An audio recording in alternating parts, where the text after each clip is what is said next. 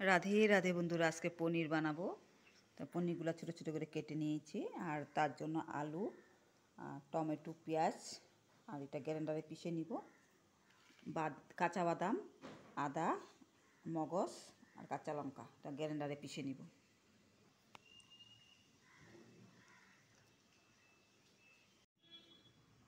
কড়াইটা গরম হয়েছে, তেল দিব। আশা করি ভগবানের কৃপায় তোমরা সবাই ভালো আছো, তাই ভগবানের কাছে কামনা করি। তেলটা গরম হয়েছে, পনিরটা ভেজে নেব।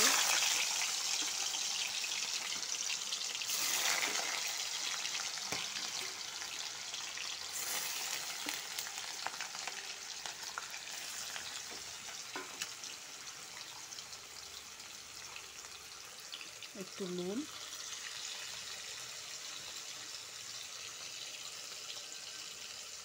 আর আধা চামচ থেকে একটু কম হলুদ দিয়ে দিব।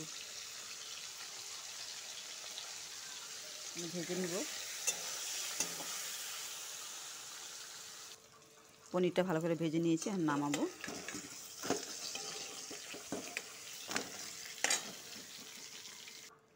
এখানে জিরা দিব সোমবার,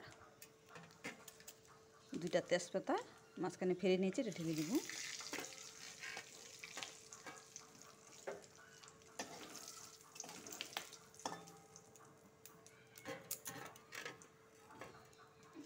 চারটা মতন এলাচি আর লং শেষে নিয়েছি বাটাতে।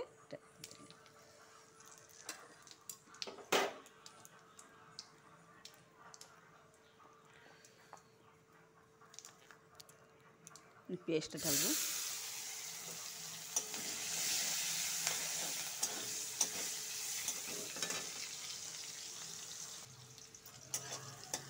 পেস্ট লাল লাল করে ভেজে নিয়েছি, এখন আলুটা ঢেলে দিব। ছোটো ছোটো কেটে থাকা আলুটা ঢেলে দিব। ছোটো ছোটো করে কেটে নিয়েছি, আলুটা এখন সুন্দর করে ভেজে নিব। আলুটা ভালো করে পেঁয়াজের সাথে ভেজে নিয়েছি, এখন টমেটোটা ঢেলে দিব। একটা ছোটো সাইজের টমেটো কেটে নিয়েছি, টমেটোর সাথে আবার ভেজে নিব আলুটা। এখন একটু নুন দিব, আর একটু 1 চামচের মতন হলুদ দিয়ে দিব। ভেজে নিব।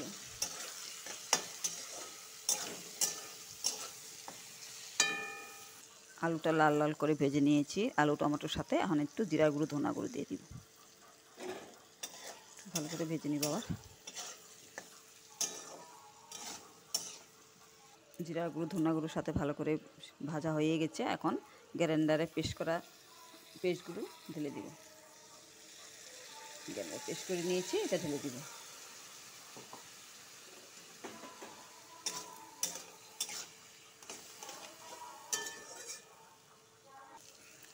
পেস্টগুলোর সাথে ভালো করে সাতলানো হয়ে গেছে।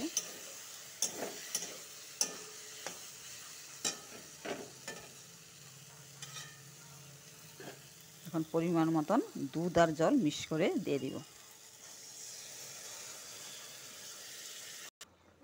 জলটা উত্তরানো এসে বসছে, আমি দেখবো আলুটা সিদ্ধ হয়েছে কিনা। হ্যাঁ, সিদ্ধ হয়ে গেছে, আর একটু সিদ্ধ হবে। এখন ভেজে রাখা পনিরটা ঢেলে দিব। 1 মিনিটের মতন ঢেকে রাখবো। ঢাকনাটা খুলে দেখবো। সুন্দর মাখো মাখো ঝোল হয়ে গেছে, নামাবো। বানিয়ে খাবে বন্ধুরা, অনেক অপূর্ব টেস্টি হয়।